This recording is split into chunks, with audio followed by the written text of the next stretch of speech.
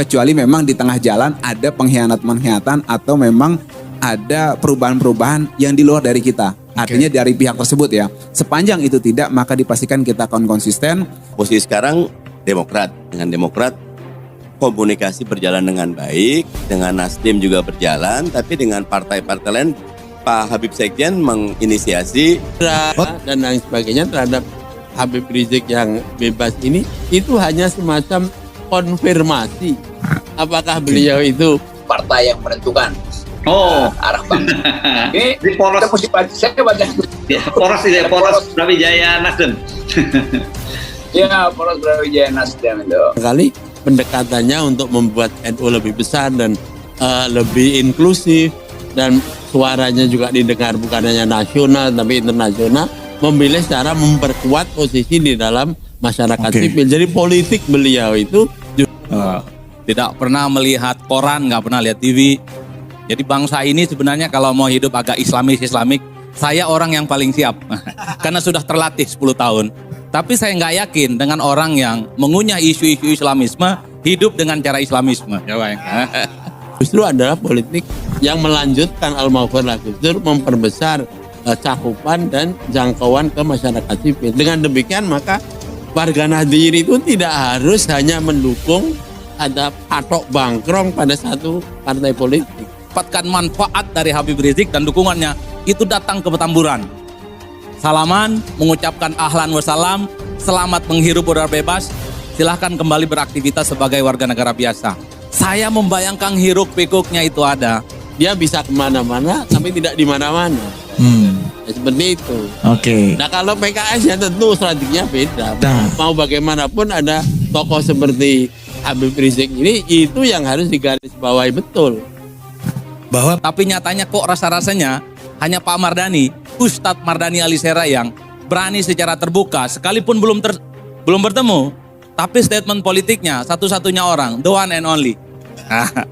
Ya, Ustadz Mardhani Alisera yang menyambut ini. Bisa juga akan dipakai seperti itu. Mic-nya tapi kan itu tergantung juga Pak Habib Rizik dan krunya kan. Iya. Ini makanya tadi saya menggarisbawahi yang dikatakan Pak Mardhani, sekarang sedang melakukan komunikasi dengan semua partai politik. Tapi saya kira bukan antropologinya. Nah, biasa disebut asal usul antropologi itu adalah etnisiti, agama, tradisi segala macam. Nggak ada soal.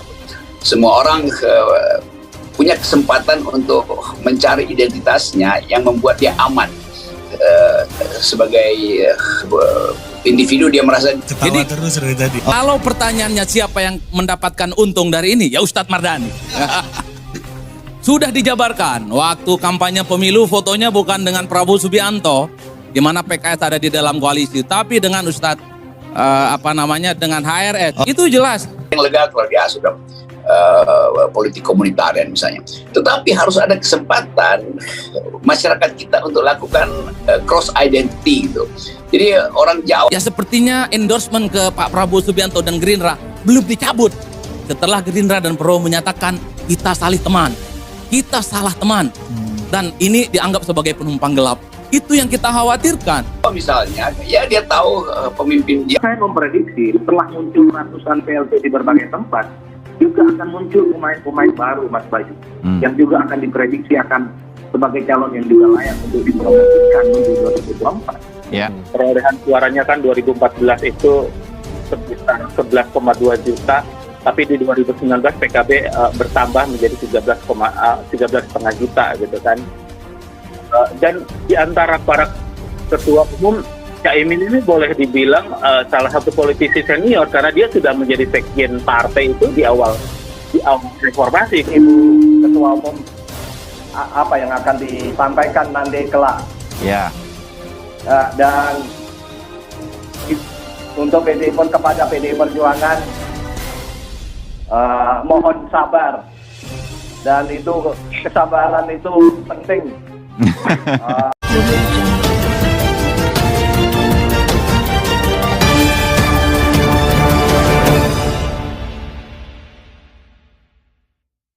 Hasto PDIP sebutkan 7 prestasi Anies Baswedan. Apa? Pasti bingung jawabnya. Sekretaris Jenderal DPP PDI Perjuangan atau Sekjen PDIP Hasto Kristianto mempertanyakan prestasi Gubernur DKI Jakarta Anies Baswedan yang saat ini disebut sebagai calon presiden potensial. Dia mengatakan prestasi merupakan faktor utama yang harus dipertimbangkan dalam memilih pemimpin masa depan, termasuk soal calon presiden. Jadi kalau ada orang berbicara si A, si B, tanya saja prestasinya. Pak Anies, sebutkan 7 prestasinya apa, misalnya begitu. Pasti bingung jawabnya saudara-saudara sekalian, ujar Hasto lewat keterangannya Jumat 22 Juli 2022. Anies merupakan salah satu dari 3 capres rekomendasi Partai Nasdem. Kendati kinerja Anies banyak dikritik, Anies masuk dalam deretan 3 capres potensial yang menempati elektabilitas teratas versi sejumlah lembaga survei. Pakar politik dari Universitas Al-Azhar Indonesia, Ujang Komarudin menyebut belakangan Anies mulai menunjukkan beberapa prestasi yang menyebabkan elektabilitasnya naik. Faktor prestasi yang akhir-akhir dilakukan di Jakarta oleh Anies, misalnya yang terbaru, soal CIS, Jakarta International Stadium, itu kan menjadi prestasi yang membanggakan. Tidak semua gubernur bisa melakukan itu dan Anies bisa membangun stadion yang bertaraf internasional. Ujar Ujang, Senin 27 Juni 2022. Selain karena pembangunan JIS, Ujang menyebut suksesnya perhelatan Formula E yang sempat jadi polemik pada awal Juni 2022 juga membuat elektabilitas Anies muncul. Acara tersebut juga membuat wacana duet Puan Anies dimunculkan. Sejumlah kalangan elit politik usai melihat kebersamaan Ketua DPP PDIP dan Gubernur DKI Jakarta. Itu di ajang Formula E pada Sabtu 4 Juni 2022. Puan dan Anies duduk bersisihan menonton gelaran balap mobil listrik tersebut. Namun Hasto menyebut partainya tidak tertarik mengusung tokoh di luar partai dan lebih mengutamakan mengusung kader internal di Pilpres 2024. Sebagai partai yang 2 kali menang pemilu berurutan, tentu saja PDIP berjuang agar kader PDIP dapat menempati posisi terbaik dan diperjuangkan sebagai calon presiden. PDIP tidak mudah tergoda untuk mencalonkan pihak lain karena dalam perspektif kepartaian, idealnya menyiapkan calon pemimpin itu melalui proses kaderisasi partai. Ujar Hasto Kamis 21 Juni 2022. Selain itu, Hasto berkali-kali menyebut PDIP dan Anies Baswedan memiliki basis pendukung yang berbeda. Ia menyebut ideologi kedua pihak tersebut pun berlainan. Kami melihat jangan sampai ada pasangan calon yang diusung dari basis pemilihannya yang tidak mungkin memiliki tidak temu karena pandangan ideologisnya, ujar dia. Hasto PDIP, sebutkan 7 prestasi Anies Baswedan. Apa? Pasti bingung jawabnya. Sekretaris Jenderal DPP PDI Perjuangan atau Sekjen PDIP Hasto Kristianto mempertanyakan prestasi Gubernur DKI Jakarta Anies Baswedan yang saat ini disebut sebagai calon presiden potensial. Dia mengatakan prestasi merupakan faktor utama yang harus dipertimbangkan dalam memilih pemimpin masa depan, termasuk soal calon presiden. Hasto PDIP, sebutkan 7 prestasi Anies Baswedan. Apa? Pasti bingung jawabnya. Sekretaris Jenderal DPP PDI Perjuangan atau Sekjen PDIP Hasto Kristianto mempertanyakan prestasi Gubernur DKI Jakarta Anies Baswedan yang saat ini disebut sebagai calon presiden potensial.